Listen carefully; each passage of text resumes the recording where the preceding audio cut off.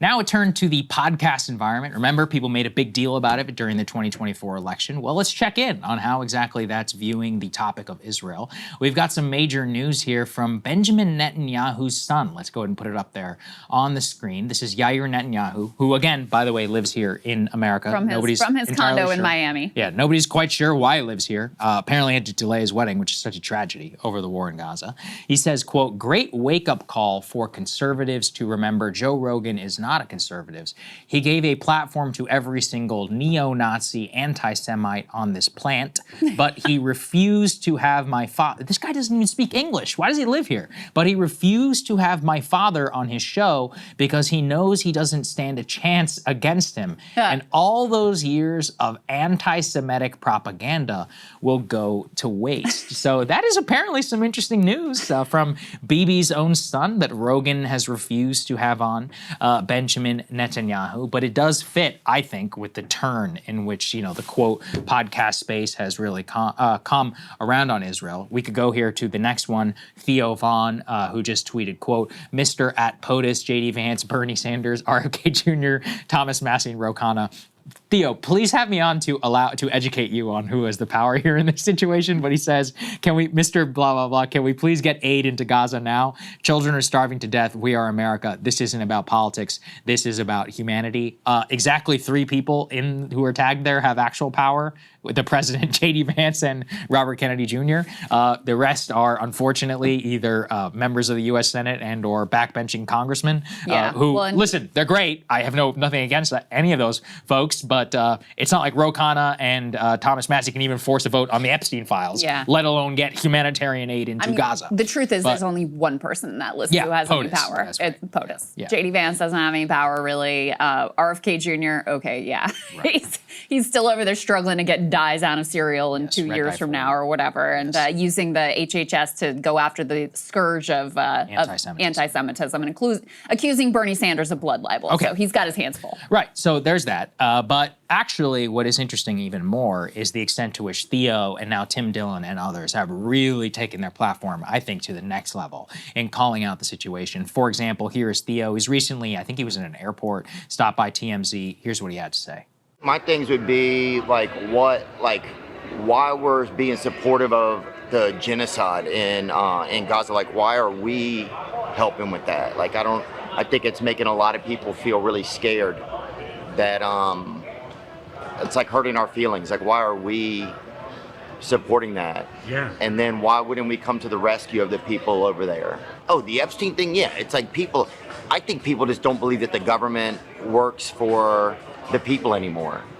And it's really just like, and maybe it never has, right? It felt like it was supposed to really feel like America first, and I don't know if people are feeling that. I think people are feeling more nervous. I think there's that deal with Palantir for like a surveillance state. I feel like there's people in power that know where we're headed that aren't telling us. Interesting, very interesting indeed. And then here we have Tim Dillon reacting to the Nelk Boys interview, but actually more importantly, it was just the direct call to cut off all aid to Israel. Let's take a listen. Earlier this week, 30-year-old teenagers, the Nelk Boys, received a massive amount of backlash for their interview with Benjamin Netanyahu. We should absolutely cut off funding to Israel immediately. Cut off funding. Oh, 100%. I don't know why that's even controversial. So you could see, I mean, you know, cutting off aid to Israel immediately, calling out the Nelk Boys. I do think Can we call them Nelk Men? The Nelk Men. I like that. You know, you're right. I appreciate that because that was something that pissed me off too, is they're so like infantilized. Like they infantilize themselves and then I feel like everybody else infantilized. You are 30 years old. Like, at least have the sense that Rogan had to be like, no, I'm not having you on. And the thing that Netanyahu's son said about like, oh, he knows he can't go up against my dad. I mean, it may be true. Like, it certainly was true that the Nelk men were not prepared to deal with and unpack all of the layers of Hasbara because they haven't been studying it. Clearly, they didn't spend any time studying it before they had him on. That's fine. If you recognize, like, you know what, I'm not really equipped for that, good. That's great. You don't have to do that. And so if he at least had that realization, like, you know what, I'm not really the person to do this. I don't think anything good is going to come out of this. Yes, you don't have to say yes to these interviews.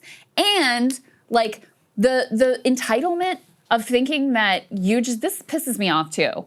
there's such an entitlement of some of these figures of like, oh, well, they should have me on their platform. They wouldn't let me come on their platform. It's like, no, it's their platform. They get to have on and not have on whoever they want, including your, war criminal father. You know, the funny thing I found with this Yair Netanyahu situation and others is that they gave the game away too clearly in the actual Nelk interview itself. Because the Nelk interview, you literally had Bibi say, we're here to reach the young people of America. Right. And then you had the fallout, and the Nelk guys were like, yeah, the White House tried to set it up. So obviously, Israel and the White House tried to work together to reach out to all of these podcasters. By the way, if they reach out to you and you denied it and you don't want, or if you don't want to say it publicly, reach out to me and I will leak it for you, okay? I happily will. But my point is just like, I'm curious to see who else that they tried, to get onto their platform and what the Israeli government kind of views as its problem. But I do think it is also clear of like some sort of vibe shift that Rogan himself is like, no, I'm not having you on. And I think there's a reason for it, which is not, let's say this is even ahead of the Nelk conversation. You're like, it's not even just about being equipped, to sit there and to challenge. There is an actual debate here around how to force Netanyahu, where, look, even in a Brett Baier interview on Fox, I'm not saying he isn't lying and all of that, there's still at least some level of rigor. And there's a reason that even Bibi only agrees, mostly, to journalists' interviews here in Washington. They're not that well equipped. He never sits down for interviews in Israel. Never. For any of these people, the equivalent, the Israeli left or any sort of critical interviewer, they would destroy him if they had the ability to even sit with him for 10 or 15 minutes. He does them in English and these cushy things and makes it so, he's a very skilled communicator, obviously, in English. And what he wants to do is kind of try to use our media to broadly, impact the U.S. population, to keep them as pro-Israel, to keep the dollars that are flowing towards him. I do think that there is a growing recognition, because you saw this the last time Bibi was in town after his only his second time in Washington, when he met with Tim Pool and all of those other guys behind the scenes. They have a sense that the internet and all of that is turning against them. Their belief is that they need to basically use these people as useful idiots. But there is also a growing recognition because of the democratic pressure, like small d, against all of, on the internet. Just take a look. Not even comment sections, views, videos, etc., of people who are critical of the government versus the people who are not.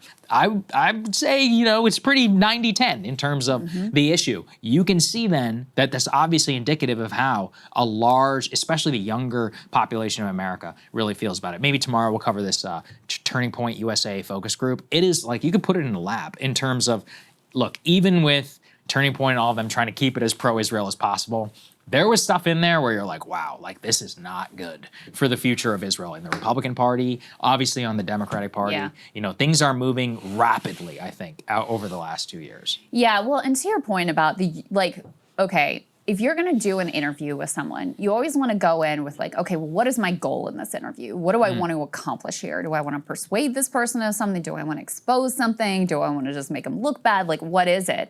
And the interview Tucker did with the Iranian president, or the interviews that Scahill does with Hamas or whatever, are super useful because those perspectives are not presented in Western media at all. So just to get, okay, how are they, what is their propaganda? What is their view of the world? What are they selling to their constituents? Yeah. Just that is valuable in those settings. I agree. We know what Netanyahu is selling to the public. We get it all day long. So you have to ask yourself, okay, well, what is the value of getting this, propaganda line that we all could basically recite chapter and verse one more time from Netanyahu himself?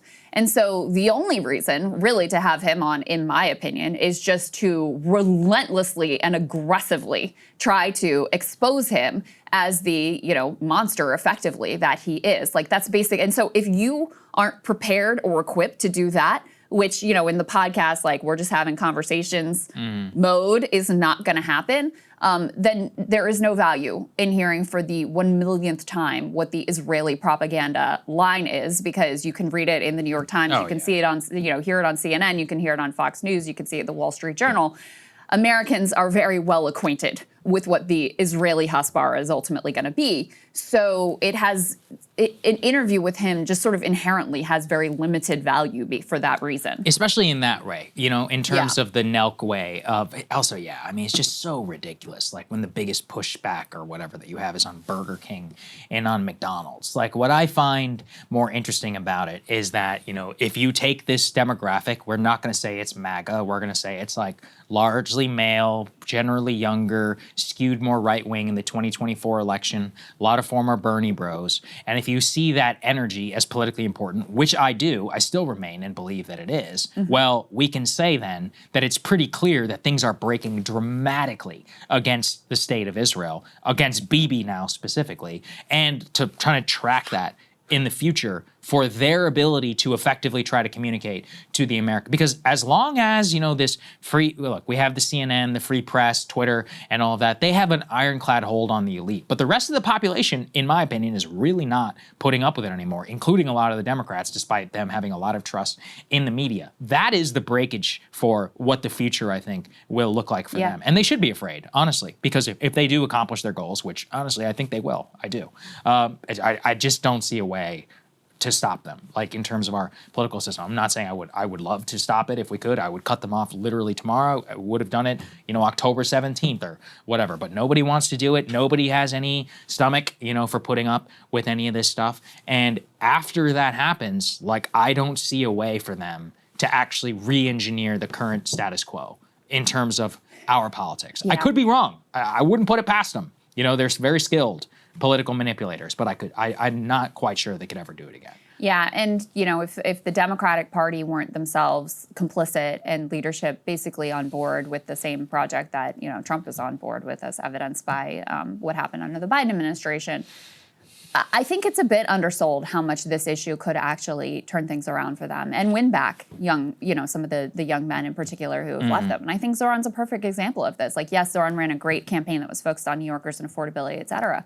But I actually think a key part of his appeal and the reason why he was able to transform the electorate in New York City in a way that leftists have always dreamed and seldom been able to actually pull off, but he actually did it.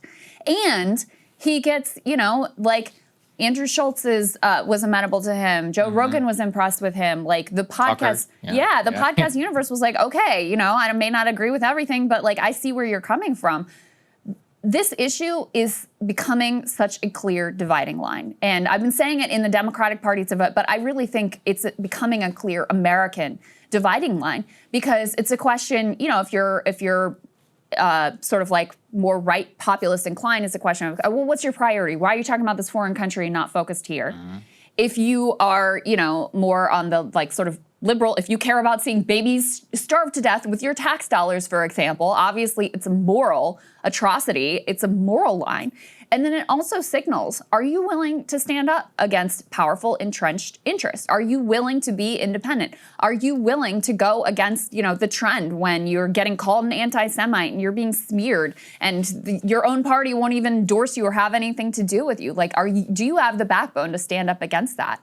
And so, if Democrats had any soul or intelligence, they would realize that this issue, as much as they want to dismiss it as sort of a sideshow, it actually is becoming a central dividing line in American politics. And certainly it is a massive, glaring gulf, and we'll talk more about this in the Dems block, between Democratic leadership and where the base of the Democratic Party is. And I think there are going to be many Democrats who crash into the rocks of trying to hold on to their AIPAC support and losing the entire Democratic base in the process. I hope you're right. Hey, if you like that video, hit the like button or leave a comment below. It really helps get the show to more people. And if you'd like to get the full show ad-free and in your inbox every morning, you can sign up at breakingpoints.com. That's right. Get the full show, help support the future of independent media at breakingpoints.com.